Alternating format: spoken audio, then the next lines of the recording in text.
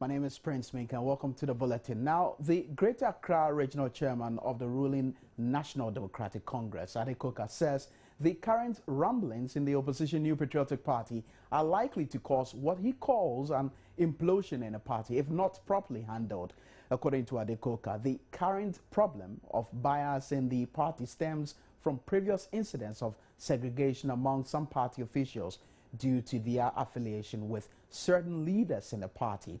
He added that a sharp division in the party, particularly its hierarchy, was deeply affecting their fortunes, especially in its bid to secure power in 2016. He made these comments on the Joy News AM show today. They're running battle, right? And they have to find a way of making sure that their person is in place before they go to their 31st August primaries. You know, so for me, and now you could say that the vice chairman, I was listening to him on one of your stations, and Freddie Blay really went to town on Kobna Japan, right? Which means that, I mean, there's going to be a serious implosion in the MPP. Serious one. It's coming. It's there. No. It's there. I mean, we don't want to hide. We don't want to sweep that under the carpet. The highest level, you're supposed to be of. You should show some neutrality, but in this case, you are not seeing it, because if the vice chairman is going to attack the general, and according to Perry Okujeto, the chairman and the secretary called him into an office to discuss why he should proceed on leave. I mean, they like that word. When they came to Power 201, everybody must proceed on leave, and it's still their mantra, you know. So seriously, the hierarchy of the party is sharply divided, and that does not augur well for party activities. Well, Adekoka's comment comes on the back of the sacking of the acting communications director of the MPP. But reports also indicated that purported supporters of the 2012 presidential candidate, Nana Addo Dankwa Akufo-Addo, ambushed the party's headquarters here in Accra to demand the reinstatement of the acting communications director, Perry Okujeto. Now, when Joy News visited the premises, pockets of members were seen loitering while the big guns were reported holding a closed-door meeting. Still remaining on the MPP, poster and editor-in-chief of Daily Dispatch, Ben Efson, has expressed worry over the long-standing factionalism within the opposition New Patriotic Party, which he says could cost the party in the 2016 general elections. Speaking on today's big story early on, Ben Efson said the MPP has always been in denial over the existence of the Nana Addo and Alan Chematin factions within the party. This, he says, must be addressed before it's too late. If your mother is dead and you see your mom is asleep, within 3 days, when the body starts decomposing, you will write the body to the mortuary. Many of the MPP members are in denial that there are factions in the party. That is their beef. What is happening before us is clearly, as Doc said, a battle for control of factionalism. When Mr. Osei Prempeh, who was former Deputy Attorney General, was contesting the Ashanti Regional Chairmanship with Tumi, when he came on one of the radio stations and said anywhere he went to, he was asked whether he belonged to the Alan or Nana faction. So he is confessing, yes, there are two factions. Even Mr. Ayukoyotu, the former Attorney General and a leading member, took it a step further to classify the two factions as Ashanti Achon. Now, fast forward to the Congress in Chamale. There are perceptions that Kobna Japan and Afoko belong to the Alan faction. So you can see that the first act Afoko and Kobna did was to remove Opare Hammond, who was the finance director at the headquarters. The one who was appointed acting finance director was a campaign manager for Kobna Japan. Now, Perry Okujeto is seen as a Nana supporter. We need to bear in mind that in the run-up to the Tamale Congress, certain allegations made against Mr. Afoko, somebody had used Okudjeto's office computer to spread out those allegations. So the way and manner that Okudjeto has been removed marks of an attempt by the Allen faction to try and seize control. As Doc said, these things could have been done because October is when they are having the national election. Exactly. The problem is that most of these aspirants have their own campaign teams. This is what happens. And then you realize that when the person comes, you will see those that Kobana has put in place as anti-Nana. So these candidates will also have their own campaign team.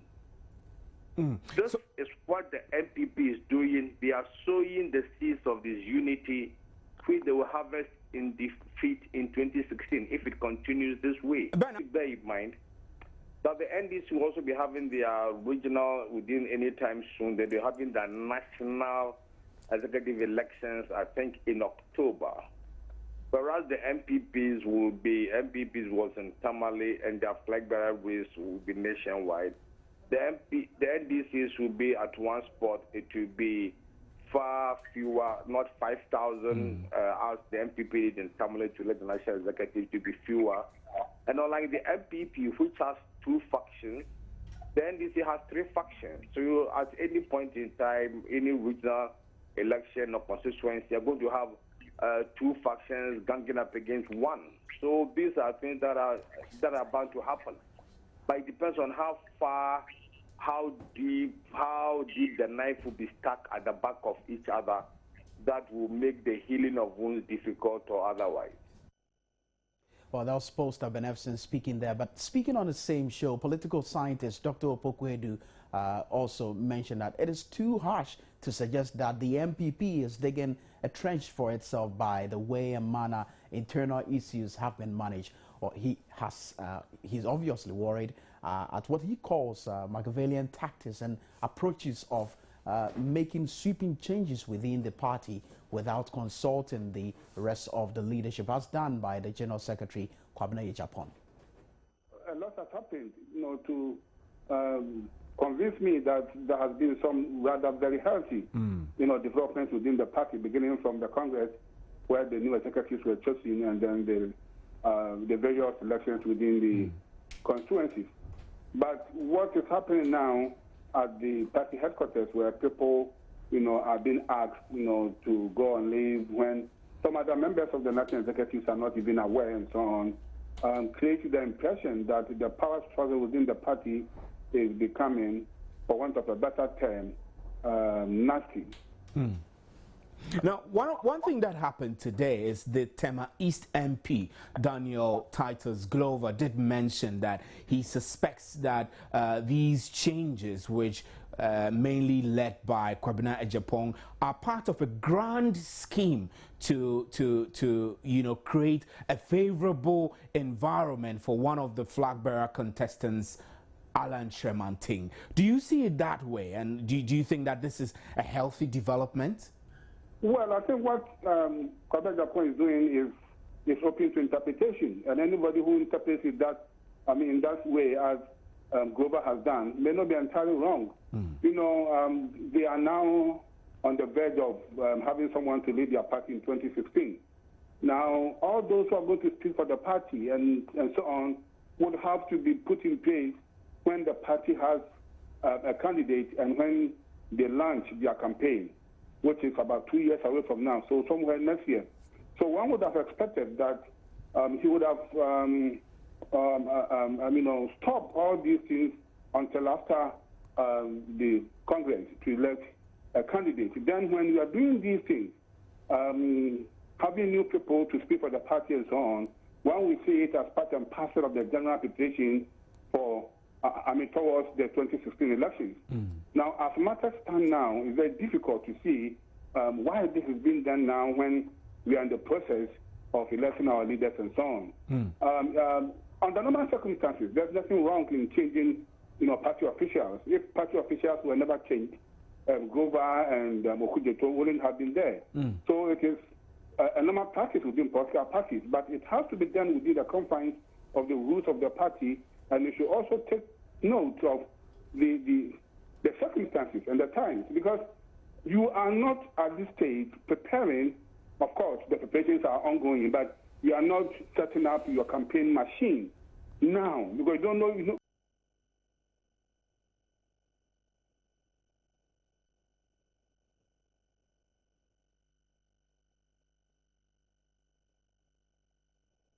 Now let's move away from the story, and if you think the power crisis is over, brace yourself, because the water level at the Akosombo Dam has been reducing steadily over the past few months. Analysts say it may result in the shutting down of the plant or a massive drawdown in output in the next 2 months should the current trend continue. The water level recorded on Sunday, August 17, was 243.73 feet, a drop of 0.6 feet from that of Saturday's record of a level of 243.79 feet. Now, a close study of the trend in the depreciation of the resource indicates an average reduction of 0.06 feet per day. At this rate, the water level will hit the 240 feet minimum in approximately 62 days. Our Chief Executive Officer of the Volta River Authority, Kirk Kofi, has dispelled the fears. Now, we were hoping to get more from him on this, and as and when we do have him on the line, we'll let you hear him, because a lot more comments are coming on this regarding the weather pattern and how that is likely to affect the current state in which the Akosombo Dam is in, and of course exactly what it means to power rationing.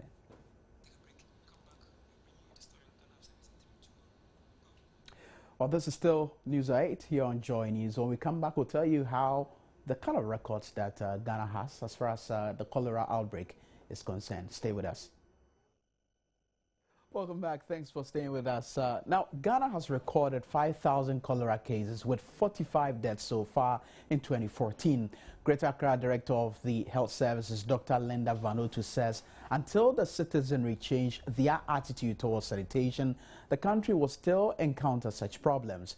She was speaking at a stakeholders meeting here in Accra. Authorities in Ghana, especially within the Accra metropolis, declared a cholera alert 2 months ago when garbage engulfed the nation's capital. Residents blame officials in the metropolis for their unconcerned attitude leading to the outbreak of cholera in a city widely touted as the Millennium City by its mayor. The Greater Accra Director of the Ghana Health Service said the outbreak has resulted in unfortunate deaths. 2012, we had more than 6,000 cases, in fact close to 7,000. And on the right, you have the number of deaths. 2013, we had only 22 with no deaths, and now we have reached the 5,000 with 45 deaths. So the deaths are increasing, the cases are increasing. Now, one of the reasons for this is that some of the people are coming in very late. Out of the 45 who have died, 13 of them got to the hospital dead. We want the people to come. As soon as it starts, they should go to the nearest hospital. What is more worrying is that even though most of the hospitals in the capital are ready to treat cholera cases on a daily basis, they do not have adequate facilities to admit them. The Greater Accra Regional Minister, Nilai Afotiagbo, advised the Ghana Water Company to ensure safety in water systems, such as leakages along drainage facilities. Now we have these water hydrants, water valves at some locations in the region. Are these areas being protected, or they are open to the public?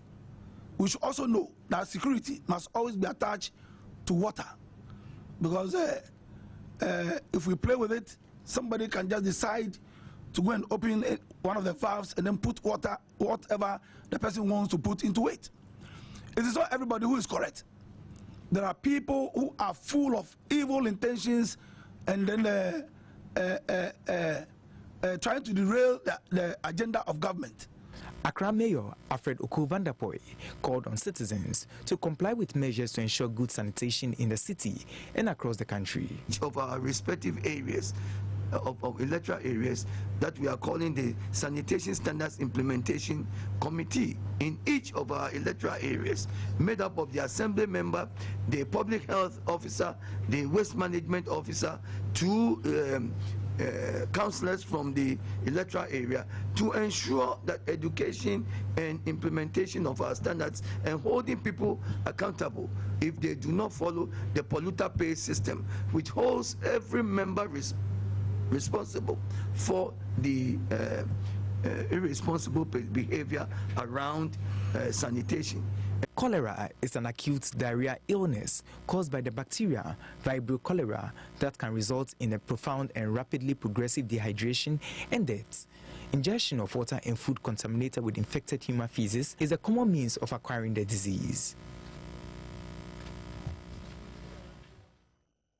Now, still on the issue of cholera, check this. The health minister says there is no budgetary allocation yet from government to fight the epidemic. Well, the ministry says, the minister, of course, says he will, in the meantime, squeeze or take some percentage off its allotted 30 million cedi budget to fight the double plague, Ebola and cholera. The minister made these comments when he paid a visit to the La General Hospital.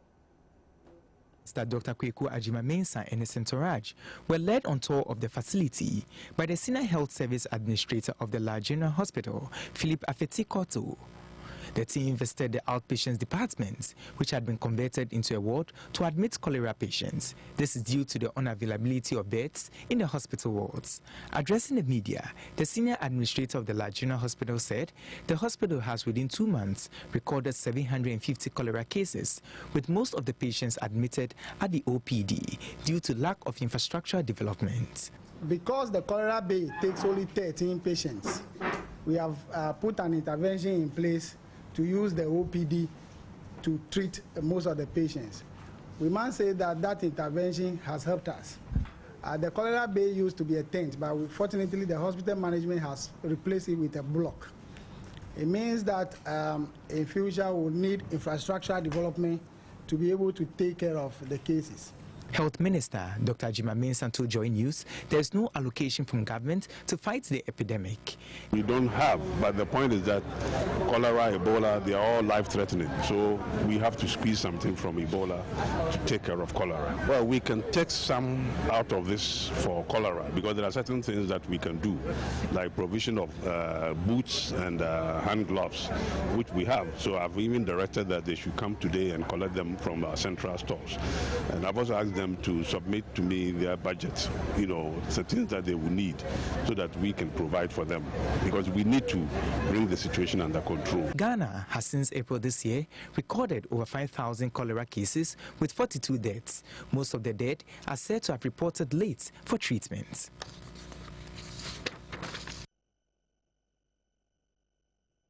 Well, you can call this good news because sanitation within the Accra metropolis is expected to improve following the commissioning of the Sanitation Standards Implementation Committees. Key among their responsibilities are the monitoring of sanitary conditions in the various communities and the powers to arrest residents who fail to ensure a clean environment. The Sanitation Standards Implementation Committees are expected to work in 78 electoral areas within the Greater Accra region. Each committee will consist of 7 members.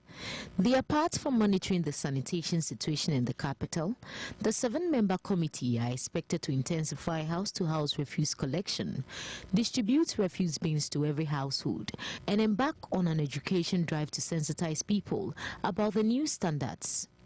The committee is not long overdue. AMA has been about the collection of refuse. Look, I always monitor what I expect. I monitor what I expect to happen on the ground. We will monitor it, we will all be involved, and we will go to the grassroots to make sure that these committees that we have formed in the various committees at the electoral area level will be very effective. Thank you so much.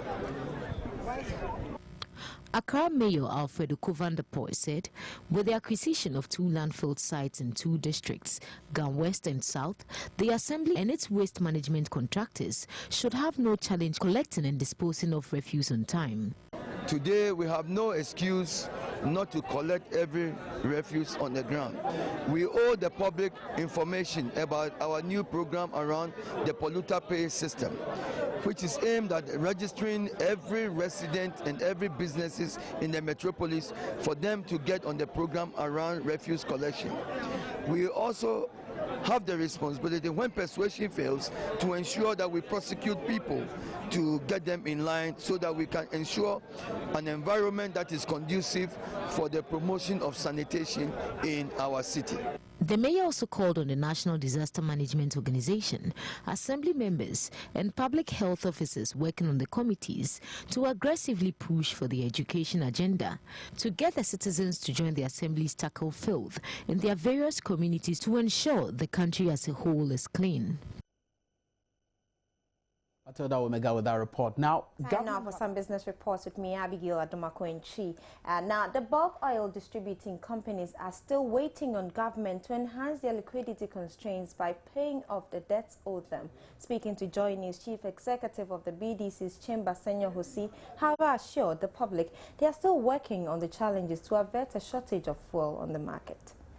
Withdrawing their letter of credits from crude importers due to the inadequate dollars in circulation in the Ghanaian economy, and the importers are unable to buy enough supplies of the product for distribution in the country. The rippling effect will result in another fuel shortage, but CEO of the Chamber of Bulk Oil Distributing Companies, Senior Hosi, is hopeful a positive outcome from their ongoing meetings with government will resolve the situation. We're engaging government. I think government is trying to work something out. So I know there's a meeting today. We hope that we'll be able to make some progress from there. Government will really have to respond to that, but we are expectant of some support from government. We need that liquidity improved so we can have sustainable funding for the industry. Otherwise, we'll still have major constraints. And the government understands it's not just on our side, it also has to do with forex supplies to our bankers as well. And we collectively appreciate most of the problems, and I think collectively we should be working at solving it. You know, we are working all around the clock to try and avert any major crisis. Government is said to release some $150 million as part payment of its debt soon, but while BDCs wait, they are hoping the banks will help them secure letters of credit. Our business is practically 100% or largely funded by the banks through letters of credit. And without those financial instruments from the banks and then their counterparty foreign banks, we don't get to execute our mandate as we do. We had some challenge with banks cooperating with Ernst & Young. But thankfully, this morning I've been advised that that situation has improved. There's more information being released to the auditing firm, and we think it will get better. The government has taken some necessary steps already by removing subsidies to send some good signal. Yes, that signal has been in there. There is still a liquidity shortfall. We have to address it both ways on the forex and the CD side. And we believe we should be able to find common ground on how to move forward. While Ghanaians hope the country does not experience another shortage of fuel on the market, the country's independent National Petroleum Authority is also set to review the prices of fuel as part of its bi-weekly automatic price system. Abigail Adumakoinchi for Joy News. We are still looking at how Ebola would be impacting on our economies, and Ghana stands to lose 75% of its revenue from the tourism sector should a ban on conferences due to the Ebola outbreak persist for about 6 months. Deputy Director in charge of Finance at the Ghana Tourism Authority, Samson Donko, who spoke to Joy News earlier today, insists revenue from the sector has already dropped by 10%. The revenues have started going down. I won't be able to give exact figures, but we've realized that especially with the suspension of conferences, Ghana will be affected negatively in terms of visitor arrivals and revenues. Yes. Are you able to tell the percentage of which we might be losing revenues if this go on for like 6 months? Yeah, if it goes on for the next 6 months, we're likely to come to about 75% of our revenue, because the 25% will be those who will not be able to come as a result of the suspension of conferences, and even for those individuals who feel that the West African sub-region as a whole is not safe, and they will not like to travel to West Africa. For the first quarter, we realized we were making about 10% higher than our revenues last year, which came up to somewhere around 1.8 billion US dollars. But for the second quarter and then the third quarter, we realized that revenues will go down as a result of this Ebola disease, and especially so because of the ban on conferences, because we were expecting some few international conferences to take place in Ghana before the end of the year. Fund EDF in June and July this year approved 57.1 million Ghana cedis in grants and credit in favor of 28 beneficiaries. The beneficiaries are 15 smallholder cooperatives and associations, 8 companies and 5 public institutions. A grant facility of 48.5 million Ghana cedis was approved in support of government's initiatives and interventions in different sectors of the economy. Major among these was an approval of 21.7 million Ghana cedis towards expanding local rice production.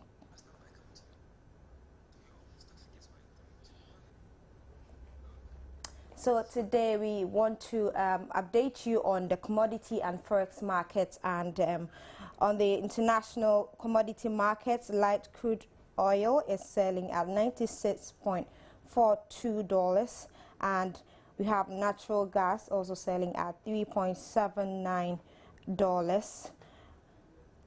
Still on the market, we have coffee selling at $188.5, and we also have cocoa selling at $3,261, and also we'll be bringing you some more on the forex. And as you can see, on the dollar is now 3.032 on the market, and euro is also buying at 4.053 and selling at 4.056. So these are the interbank rates from the Bank of Ghana, and as you can see there, a US dollar is now selling at 3.035.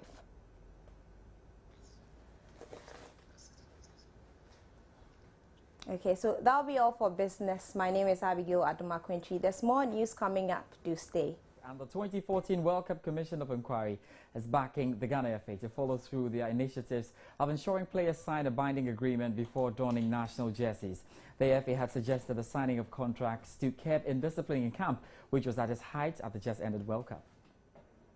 Ghana's World Cup Commission has agreed with the Ghana Football Association that Black Stars players must sign contracts with the country before they are invited to the national team in future to avoid conflicts with management. Justice Senyor Jamefe made this known on Monday that this proposal will be part of the recommendations for the revival of the Black Stars following their disastrous showing at the World Cup. The GFA revealed that contracts with players at future international tournaments will be signed to avoid the problems encountered at the 2014 World Cup over bonus payments. Under the scheme, players will be asked to sign the team's code of conduct, agreed amount as bonuses before tournaments, and mode of payments of bonuses, which will be through the banks.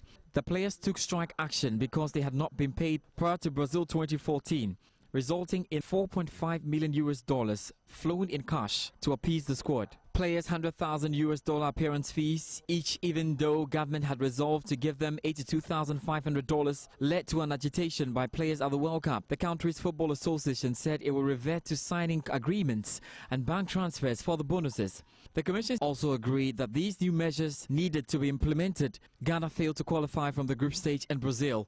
In the aftermath of the World Cup, coach Kwesi Appiah revealed he will introduce a tougher code of conduct for the national team's players following events at this year's tournament. Muntari and Boateng were suspended indefinitely for their behavior and were told to leave camp before Ghana's last group match against Portugal, which ended 2-1 in defeat and elimination from the tournament. Now we stay with national team news. Sadly, we talk about the Black Satellites. Their camping allowances of the Ghana under-20 team have not been paid since their call-up to camp in July. The Black Satellites have also not been handed their qualification bonuses for progressing from the previous round of qualifiers, and it's breeding an unhealthy situation in camp ahead of their final qualifier in Libreville in a fortnight.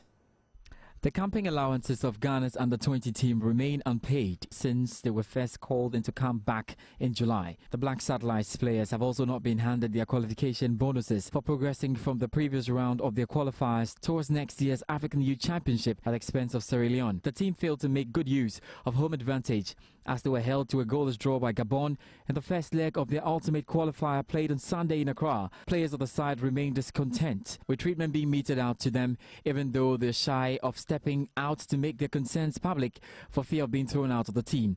Their qualification bonus due them for their progress from their previous round qualifiers have not been paid, despite several assurances from officials. They were promised payment of bonuses days leading to their disappointing draw with Gabon. It's expected that officials will act fast to settle all these outstanding issues before the team emplanes for their crucial return encounter against Gabon in a fortnight.